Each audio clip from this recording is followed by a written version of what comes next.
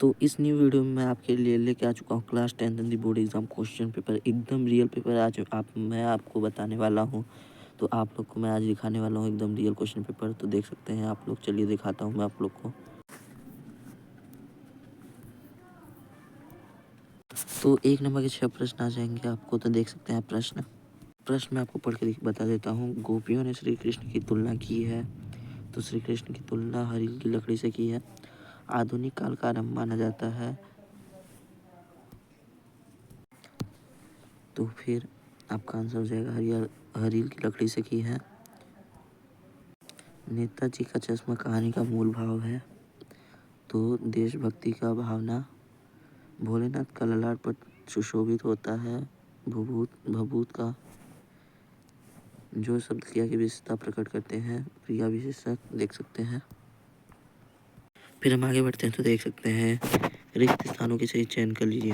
तो परशुराम अपना गुरु डैश भगवान को मानते थे, तो शिव भगवान हो जाएगा। काव्य की शोभा बढ़ाने वाले तत्वों को डैश कहते हैं, तो इसका अलंकार हो जाएगा। मन्नू भंडारी का जन्म मध्य प्रदेश के डैश गांव में हुआ था, तो इसका भानपुर हो जाएगा। फिर देख सकते हैं साधु की पहचान उसके डैश से होती है, तो विचारों से होती है।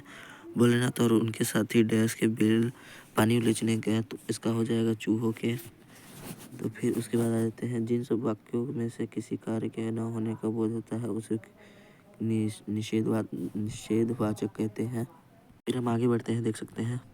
तो सही जोड़ी बनाकर लिखिए। तो यह आपका तीसरा प्रश्न है। उत्साह कविता सूर्यकांत त्रिपाठी निराला। कामायनी महाकाव्य कैप्टन चश्मे वाला। प्रतिमा पर चश्मा जो कम बोलता हो मितभाषी। माता का आंचल मजबूत मात्र पूजन सहायता।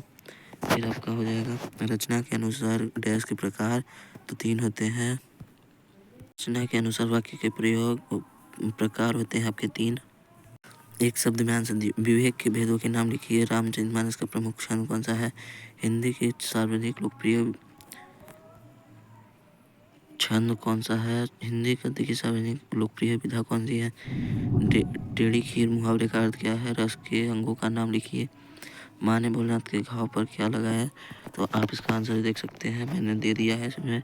चैनल को लाइक कर लीजिएगा, सब्सक्राइब कर लीजिएगा और नोटिफिकेशन ऑन कर लीजिएगा। और एकदम रियल क्वेश्चन मैं बता रहा हूँ आप सभी को। उद्धव का संदेश गोपियों ने को गुड़ की तरह मीठा लगा। गलत। मुख्य गायक की आवाज़ भारी व गंभीर होती है। सही। चश्मा वाला आज़ाद हिंद फौज का सिपाही था। कैप्टन चश्मे वाला। सही। देख सकते हैं ये 5वां प्रश्न है। दोहा और चौपाई वर्णिक छंद है। गलत। माता का अचल पाठ की रचनात्मक मधु का काकरिया है। गलत। फिर आ जाते हैं 6वें प्रश्न की ओर। रीति काल को श्रृंगार काल क्यों कहा गया है? लिखिए। नई कविता की कोई 2 विशेषताएं लिखिए। 6वां प्रश्न है। 7वां प्रश्न आपका हो जाएगा तुलसीदास अथवा नागार्जुन की काव्यिकताएं निम्नलिखित बिंदुओं के आधार पर लिखिए। 2 रचनाएं भाव पक्ष। तो तुलसीदास अथवा नागार्जुन के किसी एक कवि की लिख सकते हैं आप लोग। फिर हम आ जाते हैं राम लक्ष्मण परशुराम संवाद पाठ के पर राम के स्वभाव की 2 विशेषताएं लिखिए। गोपियों के अनुसार राजा का धर्म क्या है? तो अथवा में दिया हुआ है, तो आप लिख सकते हैं कोई एक प्रश्न। आप प्रश्न देख लीजिएगा। लक्ष्मण ने वीर योद्धा की क्या विशेषता बताई है? कविता का शीर्षक उत्साह क्यों रखा गया है? तो अथवा में है ये भी। महाकाव्य एवं खंड काव्य में अंतर। स्थायी भाव और संचारी भाव में अंतर लिखिए। 11वां प्रश्न।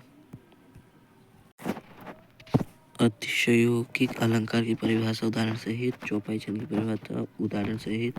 11वां प्रश्न। 12वां कहानी और उपन्यास में 2 अंतर लिखे। नाटक और एकांकी में 2 अंतर लिखे। ये आपका 12वां प्रश्न है।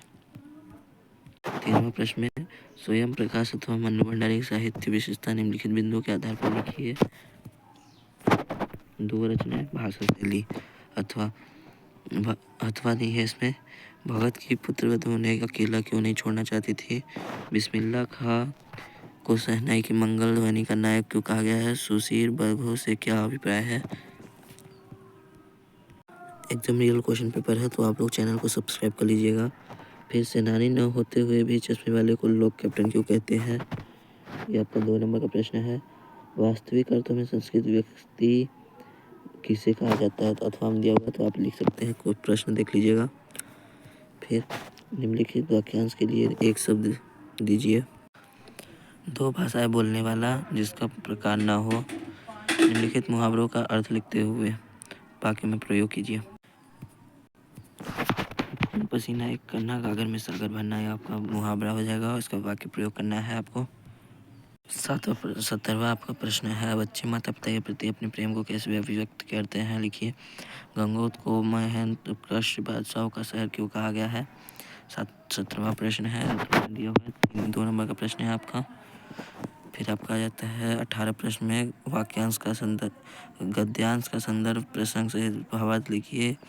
तो आपको इसमें भी 3 नंबर का प्रश्न है, अथवा में दिया हुआ है, आपको प्रसंग सहित भावार्थ लिखना है, देख सकते हैं।